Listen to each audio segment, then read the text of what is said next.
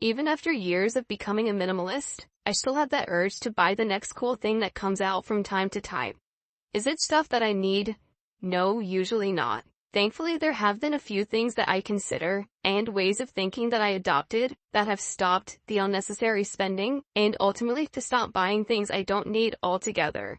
Here's how I stopped wanting to buy stuff. But first, if you're new to my channel, thank you for stopping by. Here we talk about minimalism, frugal living, tech, and things of that nature.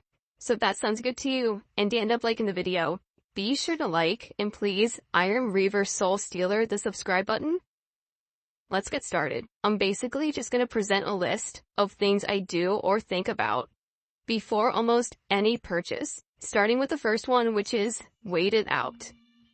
I'm always surprised by how much I pass on a purchase after a good waiting period.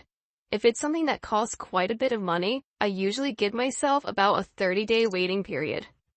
During this time, I'm able to see if it fits in my budget, look at reviews if I can, but most importantly, see if I even care after 30 days. And I feel like this is just the perfect amount of time to wait. It's enough time for the hype of a new product to die down, and it's enough time for a lot of thought and consideration to go into it. Having this waiting period almost always allows me to avoid buyer's remorse, prevent those impulse purchases, and of course, just builds a little bit of discipline with money. Next time you consider a big purchase, sleep on it for a few nights and just give it some thought. Pros and cons list. There's almost always a pros and cons list to be made when spending. The obvious con is a loss of money and space in your living area, but there are other cons too. Like if it's something that will need regular maintenance and money to go into it to continue using it. And is it something that is generally a waste of time and very unproductive? Speaking from personal experience, I can say every single time I've made a pros and cons list, the cons usually far outweigh the pros. Aside from purchases and spending, I make a pros and cons list with any big life decision. Unsubscribe and avoid temptations. This is absolutely something that can be practically done rather than just a way of thinking. Algorithms and personalized ads are everywhere, and there is at least a way to control it to an extent. A while ago, I made an effort to actively go into my email and unsubscribe in order to avoid those temptations to purchase something. I had a slight desire recently to build a PC, and as you could probably guess, every single video on my YouTube homepage was about building PCs, and just about every single ad on the sides of my browser were for PCs. And to be honest, this is so annoying to me. Besides unsubscribing from these tempting emails and ads, I've made an attempt at just clearing my YouTube homepage in basically every other area where I have the temptation to spend, or where I'm encouraged to spend. On and off the internet, basically anywhere we go, we're encouraged to buy and spend money.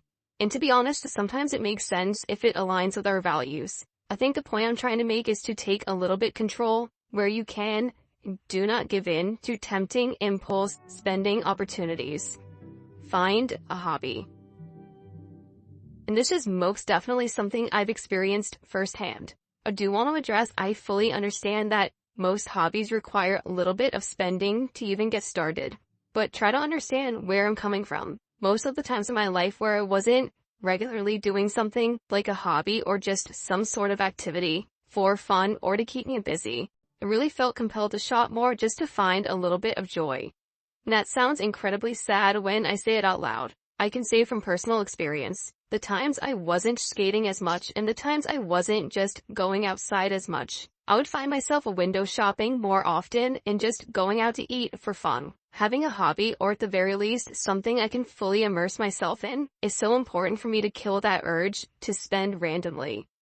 After going to Europe, I'm really convinced that spending money in itself is a hobby here in the US. And I feel so strongly about this one because this genuinely might be the most effective thing on this entire list. Most of, if not all, the hobbies I have are completely free. Aside from the money I needed to get started, grabbing books from the library or going out to skate are basically free to do. Explore an affordable alternative option. I'm pretty positive that there's almost always a more affordable version of everything. And I know this video is about not wanting to spend money altogether, But this is still worth talking about. Whether it was buying something that I just needed used, like my card or my camera, or even just borrowing something I know I might only need once, I've always found a more affordable option when I just looked. Instead of buying new books, they're free at the library. Now I want to go to the library instead of buying them new. I can see with confidence that while I do still occasionally have the urge to buy something new and exciting, I genuinely enjoy the challenge of finding the more affordable option. Consider financial goals.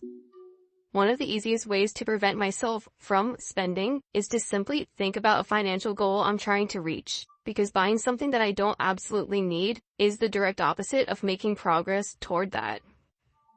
Something I started doing a while ago that I found incredibly effective was to try and find excitement in watching my savings or investments grow the same way a purchase would bring me excitement. If I remember that every non-essential purchase is ultimately a delay in my financial goals, it's usually a pretty easy decision right then and there. Putting these things into practice over a period of time have really just changed the way I think and really the way I am with purchases, and have ultimately stopped the urge to buy things. And when I do, it's usually a necessity and just replacing something I already have. So I hope a few things from this video can prove useful for you. Anyways, as always, I appreciate the time you spent here and I appreciate you watching. If you did like this video and you like this type of content, be sure to like and consider subscribing to my channel. And I'll see you next time.